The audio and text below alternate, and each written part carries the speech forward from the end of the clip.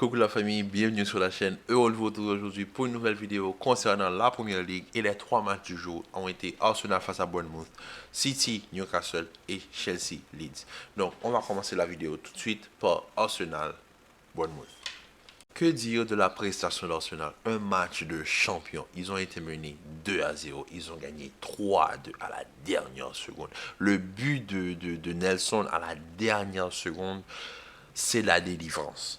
Mais même si vous n'êtes pas fan d'Arsenal, même si, voilà, par sympathie ou quoi que ce soit, il faut franchement saluer cette équipe et saluer une personne, Mikel Arteta. Car lui, il connaît son équipe et il connaît son équipe, il connaît ses joueurs, il sait quoi faire et quand il faut le faire.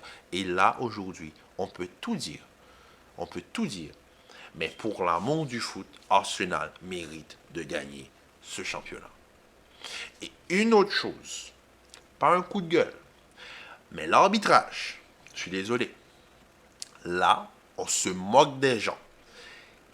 Plus de 5 pénaltys, plus de 5 pénaltys, littéralement 5 pénaltys, dont 4 mais clairement évidentes. Mettons qu'il y en a sur les 4, il y en a 2 où il n'y a pas de discussion. L'arbitre ne va jamais à la VAR. Il est là, il entend, on lui dit, il n'y a pas penalty. Ok. Donc il fait rien. Il y avait des bruits de couloir disant que la FA, etc., il y avait quelques petits problèmes avec Arsenal, etc., et que les fans d'Arsenal se plaignaient, même les dirigeants se plaignaient, que Arteta aussi se plaignait, et que la FA, la Fédération anglaise de football, leur avait répondu que c'est des erreurs humaines. Ben, je suis désolé, aujourd'hui, si Arsenal n'avait pas gagné ce match, pour moi, c'était deux choses. Aujourd'hui, le match nous a offert un scénario clair et net. Arsenal gagne aujourd'hui, pour moi, c'est le match qui va leur ramener la coupe. Parce que la prestation offensive et collective que Arsenal nous a offert aujourd'hui, c'est cohérent, c'est beau, c'est du football et ça mérite un trophée. Quand une équipe joue comme ça, elle n'est pas récompensée sur une saison et que tu vois un collectif qui joue aussi bien et qui vit aussi bien l'un pour l'autre, on ne laisse pas tomber ses coéquipiers. C'est une équipe, c'est un collectif qui avance. Et quand tu vois ça, qu'ils seront, et s'ils ne sont pas récompensés à la fin de saison, pas au moins un trophée, ça fait mal. Ça fait mal. Et franchement, moi, si je suis fan d'Arsenal, je pète un plomb. Car l'arbitre a failli voler Arsenal. Et si Arsenal ne gagnait pas ce match, pour moi, Arsenal perdait le titre. Parce qu'aujourd'hui, s'ils perdent le match, c'est même pas parce qu'ils jouent mal. C'est même pas parce que l'équipe en face défend. C'est parce que le corps arbitral te dit, toi, tu passeras pas. Parce qu'aujourd'hui, c'est flagrant. Je suis désolé, c'est flagrant. Et tout fan d'Arsenal qui se plaint de l'arbitrage, aujourd'hui, on leur donne raison. On se tait, on les laisse parler quand ils ont raison de se plaindre. Arsenal, ils ont joué un bon match. Ils ont été menés. Mais menés de quelle manière? Qu'il y a froid dès la 9e seconde, l'autre équipe ne fait que défendre, une contre-attaque, seul corner du match, une tête 2-0. Qu'est-ce que je veux vous dire? Qu'est-ce que vous voulez qu'on vous dise quand on voit ça? L'équipe en face défend, on centre, mise en jeu, long ballon, 1-0. On défend. Contre-attaque, on a un corner. Les défenseurs, Senesi qui jouait à Feyenoord, si je ne me trompe pas, il n'y a pas 2 ans de cela, qui jouait en championnat hollandais. C'est de grande taille. Il monte, tête, 2-0. Et ils se remettent à défendre. Si on gagne le foot, maintenant, bon, écoute, si même les plus grands clubs européens peuvent jouer comme ça, en nommant surtout Barcelone, ce qu'ils ont fait l'autre jour, quand les grandes équipes se mettent à jouer comme ça, écoute, en fait, c'est faire la promotion du non-football. Et je vous dis que si vous êtes fan de foot, dans votre cœur, là, mettons le côté subjectif du foot de côté. Mettons, voilà, qu'on soit fan de X ou Y ou Z. Quand on regarde le collectif d'Arsenal et ce qu'ils sont en train de proposer sur le terrain, on se dit une chose, ils méritent d'être champions. Que ça soit Jorginho ou Thomas Partey en tant que maître à jouer, ce qu'on appelle le deep line playmaker qui joue derrière la ligne du milieu de terrain, c'est beau à voir. Et quand ils sont pas là, c'est-à-dire, en l'absence de Thomas Partey, Jorginho remplissait le rôle à la perfection. Mais quand Thomas Partey revient, regardez la stabilité qu'il y a au niveau du milieu de terrain. Et le seul petit hic pour moi par rapport à Arsenal, c'est qu'ils n'ont pas d'attaquant pour seconder Gabriel Jesus. Randall Nketiah n'a pas joué aujourd'hui. C'était Trossard qui commence, comme ils avaient fait la dernière fois, ils ont aligné Trossard en pointe. Trossard s'est blessé. Je pensais que Nketiah allait monter. Ils font monter Emile Smith-Rowe, qui lui fait une parfaite remise pour Thomas Partey, ce qui amène à l'égalisation 1-1. Ensuite, Emile Smith-Rowe sort, rentrée de Nelson, qui délivre un centre au deuxième poteau pour Ben White, qui a remplacé Tomiyasu. Ben White, qui lui ne peut pas être sur le banc, car Tomiyasu, je ne sais pas ce qui lui arrive cette saison, il n'est pas au niveau. Bizarrement, c'est le seul joueur d'Arsenal qui n'est pas au niveau. Ben White, il rentre, il met un but, même si la balle franchit clairement la ligne. Neto arrive à le sortir, mais c'est après derrière la ligne. Et ensuite, on a Nelson qui finit avec une frappe pure. C'est pas une mine, mais vraiment la frappe, voilà, nécessaire pour gagner. Ils ont mis ils sont allés chercher cette victoire et ils l'ont mérité. Donc franchement pour moi, Arsenal, ils ont fait une prestation de champion. Et s'ils ne sont pas champions cette année, on pourra dire que là, on a été témoin de l'injustice du football. Maintenant, par rapport au second match dont j'aimerais parler, c'est Manchester City-Newcastle.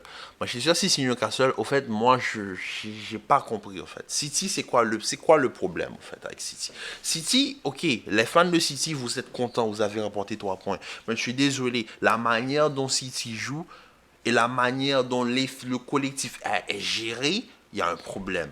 De Bruyne, qui ne joue pas depuis plusieurs matchs, est titulaire aujourd'hui, et on voit qu'il n'est pas dedans. Il n'est pas dedans. Haaland fait des multitudes d'appels en profondeur. Il n'est jamais trouvé. Ça, c'est un problème. Un Bernardo Silva qui d'habitude qui joue plus bas depuis quelques matchs, tu le fais rentrer, il joue plus haut, dès qu'il rentre, il marque un but, etc. Foden qui ne jouait plus est en train de recommencer à jouer, Mahrez est retourné sur le banc. Ça n'a aucun sens. Moi, j'aimerais juste qu'on m'explique qui est titulaire, qui est pas titulaire, quel est le collectif, comment ça fonctionne. Parce que moi, étant amoureux du football, je vais vous dire une chose. Le mariage Haaland-City en première ligue, ça passe pas. Ça passe pas parce que Haaland, c'est pas le profil d'attaquant que Pep recherche. Haaland, c'est l'attaquant de profondeur qui va te faire des appels et tu dois le trouver en une touche. Tandis que Pep, lui, il a besoin d'un attaquant qui participe dans la construction du jeu. Un attaquant, un profil à la Benzema, un profil à la Alvarez qui est sur le banc, un profil qui bouge plus, qui est plus versatile à la Gabriel Jesus par exemple. Mais là, en ayant recruté un joueur du profil et du calibre d'Erling Haaland, c'est très compliqué à jouer. Et City n'arrive pas. Parce qu'on peut se dire une chose. On a aujourd'hui un match entre la meilleure attaque contre la meilleure défense. La meilleure attaque a remporté le match. Mais le problème, c'est que quand vous regardez la meilleure attaque et vous regardez le match en gros, City, en étant meilleure attaque et dont il joue de base, si c'est le City de l'année dernière, c'est même pas 2-0, c'est 3-4-5-0. Mais là, on retrouve un City qui ronronne parce que les milieux de terrain ne retrouvent pas l'attaquant comme ils avaient l'habitude de le retrouver l'année dernière. Ils ont un attaquant qui est, lui, dans un style bien précis et ils n'arrivent pas à le trouver parce que lui, il ne participe pas à la construction. Oui, il fait la passe pour Bernardo Silva, mais regardez la manière dont il fait la passe. C'est une passe cachée jusqu'à la dernière seconde parce que la manière dont la balle lui est rendue, lui est donnée, il ne peut pas. Parce que lui, tout ce qu'il essaie de faire, et ça se voit, il joue au corps à corps avec le défenseur afin de se retourner et prendre de la vitesse. Mais le ballon arrive, on va dire, un petit peu en retrait. Donc, il n'arrive pas à se redresser. Donc, la seule chose qu'il peut faire, c'est voir Bernardo Silva et lui glisser la balle à la dernière seconde. Mais moi, je vous dis, le mariage entre ces deux-là, ça ne va pas durer. Parce que ce n'est pas possible de continuer comme ça. Et Pep, s'il perd cette saison et qu'il passe pas et que la Ligue des Champions se passe mal, ça va envoyer pendant le mercato. Et pour moi, je pense que ça a été une erreur de casting. Même si Je pense que c'est possible, mais avec un nouvel entraîneur ou un nouveau système. Est-ce que l'entraîneur va abandonner ses principes pour, pour mettre en valeur un joueur? Je ne pense pas.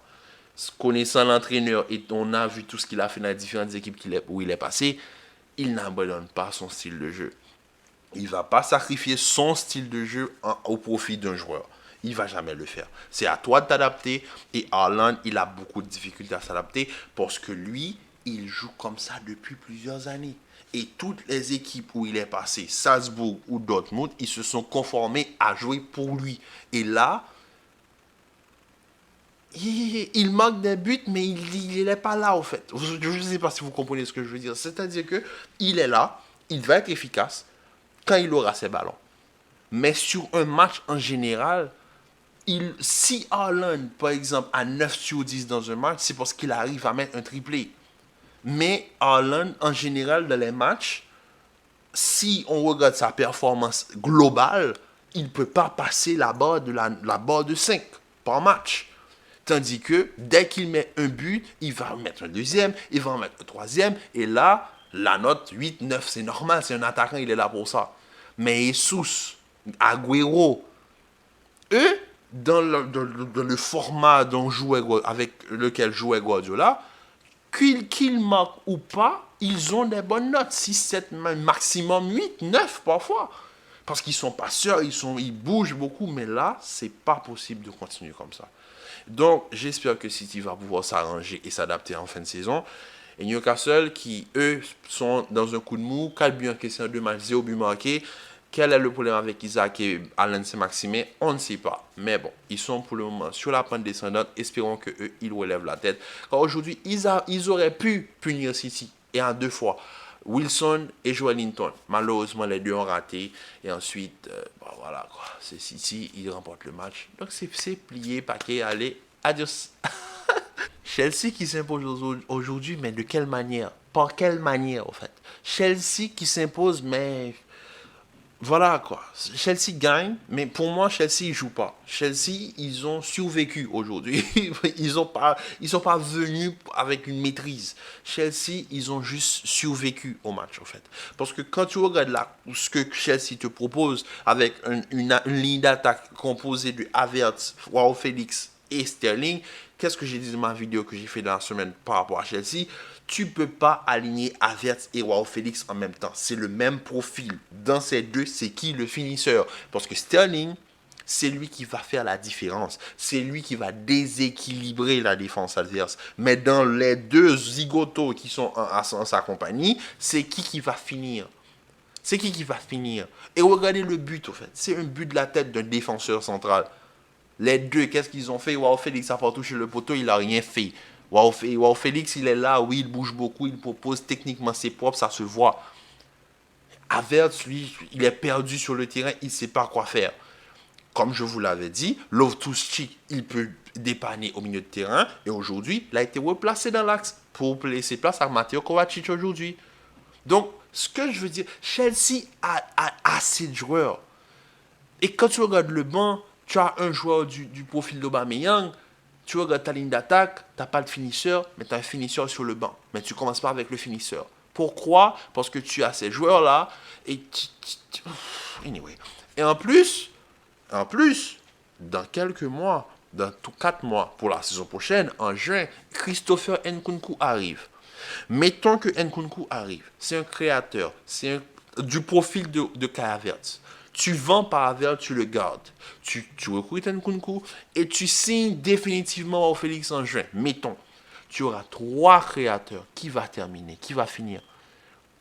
C'est ça. Parce qu'en regardant ça, tu te dis qui va finir. Oui, Nkunku peut marquer plusieurs buts. Nkunku, voilà, il est un petit peu plus il peut avoir ce petit côté buteur, plus buteur que les deux autres. Mais c'est pas son style. Lui, il va vouloir bouger. Mais comment il va pouvoir bouger s'il y a déjà 2 qui bougent autour de lui? Et il y a quelqu'un à côté de lui pour déséquilibrer. Donc son profil à lui est presque annulé dans ce style de jeu. En tout cas, on verra comment Chelsea va pouvoir s'adapter. Pourquoi je dis encore le terme survivre pour ce match? Regardez les changements apportés à l'heure de jeu par l'entraîneur. C'est des changements à profil défensif. Il monte Zakaria, il monte Gallagher pour gérer et Zakaria pour balayer tout ce qui essaie de passer devant la défense en fait. Donc, il essaie de sécuriser un score parce que je pense que pour le match qui arrive face à Dortmund où ils vont jouer la Ligue des Champions, ils vont jouer leur Ligue des Champions, c'était important de gagner et de se dire qu'on peut remporter des matchs. Et de quelle manière. Et maintenant, quel circuit travaille à l'entraînement pour faciliter le match qu'ils auront à jouer mardi ou mercredi face à Dortmund. Donc je pense que ça a été une bonne chose pour l'entraîneur. En tout cas, moi, je dis que Chelsea, c'est pas rassurant. Mais bon, ils ont remporté 3 points. Après une multitude d'échecs, ça fait du bien. Donc franchement, bravo à eux pour le match d'aujourd'hui. Sur ce, la famille, prenez soin de vous, commentez, partagez et n'oubliez pas, on grandit, on continue à grandir. Et si vous regardez la vidéo, s'il vous plaît, abonnez-vous à la chaîne et laissez un like sous la vidéo car ça m'aide énormément pour le référencement et l'algorithme de YouTube. Car moi, je ne fais pas ça pour l'algorithme, je fais ça pour le plaisir. Mais quand même, les gens qui passeront sur YouTube, s'ils cherchent un résumé du match de Chelsea, avec vos likes, on pourra être référencé et on pourra être dans leur feed. Et comme ça pourra augmenter le nombre de views. Donc sur ce, prenez soin de vous et on se retrouve très vite pour une vidéo concernant le PSG et le FC Nantes. Peace.